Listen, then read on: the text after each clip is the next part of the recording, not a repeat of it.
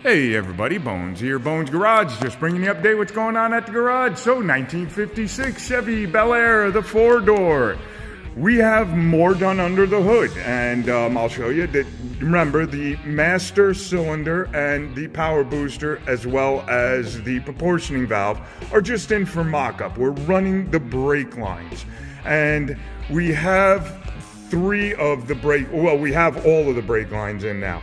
So this one here is your right side brake line, and it's the crossover to the right side. This one here is your left front brake line, and it just goes right to the left front. And then this one here is your rear brake line, which actually goes back, comes down, comes all the way around, runs on top of the cross member there, the engine cradle, and then runs all the way over here. So it runs from that side to this side, all the way across, and then over this way, and then all the way down the frame. So we have all that in. And when we go under, I'll show you how that one runs. And then we have our new front motor mounts right there. There's one. And then there underneath the power steering pump bracket is the other one right there.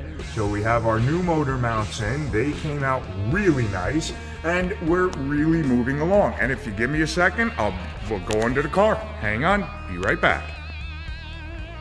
So now that we have the car up in the air, I can show you the rest of the brake line for the rear. So I showed you it comes all the way across here. We have a union right there to make it a little bit easier to get it to go from this side of the car at the master cylinder and the proportioning valve all the way across the engine cradle. You can see our new motor mounts are there all the way across, and then behind the headers around the idler arm right over there, that black thing. Let's see if I can get a shot of it somehow. It's hard to get there. Yeah, you can barely see it. Well, it's the idler arm, which is right here, and it goes up and it goes around the idler arm. Underneath the rear motor mount right here, and we have our new rear motor mounts in as well. And then all the way down the frame, and you can see we have all new clips holding that and the old fuel line in place. We left the fuel line because it was fine. There was nothing wrong with it. No need to change it. It just needed clips to hold it up. So we have that. We ran it all the way down, and you can see it there around the body mount frame right there, the body mount right there, and then over and into the brake hose. And as you can see, we still don't have the rear end in yet. The rear differential sitting right over there with the third member and the 2 axles. So we're just waiting on the bolts, the studs that go on there. They're really hard to find the exact ones. A lot of times I end up just using the Ford 9 bolts. They actually fit nicely. They're a little bit longer, but the shanks are the same length. So the difference between here, and then here and here will make up for the length of the shank. So the Ford 9s work perfectly. And the reason we're changing them is because the old ones were just worn.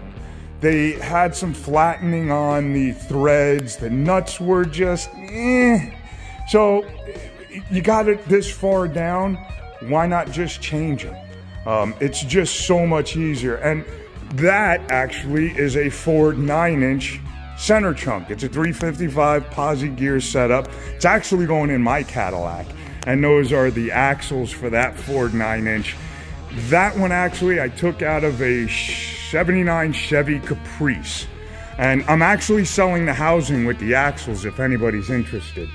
Also, these are the axles for this GM rear end for the 56. And we're going to be changing the bearings because the seals are leaking on them. So those we usually end up heating up and popping them off with heat, because you can't get in here and just pull them. It's really a pain in the neck to pull them out. You don't want to damage this cap here, because if you do, then it will leak oil into the brakes. So you don't want to damage that. So what we do is we heat them up, turn them over, give them a couple of taps down, and they just fall right off once you heat them up. So there you go. Oh, and then we're changing the bushings and the springs. We already have the front eyelet bushings out of the spring right there. These were the old motor mounts, and you can see these are the rears. They really needed to be changed. So there you go, and there's some more of the old parts that were placed, and we're putting air shocks in here as well. That's all of the old parts that came out of this car so far. So there you go, guys. We will keep you up to date as we go. Oh, and we're gonna fix the exhaust too. Have fun. Okay, bye.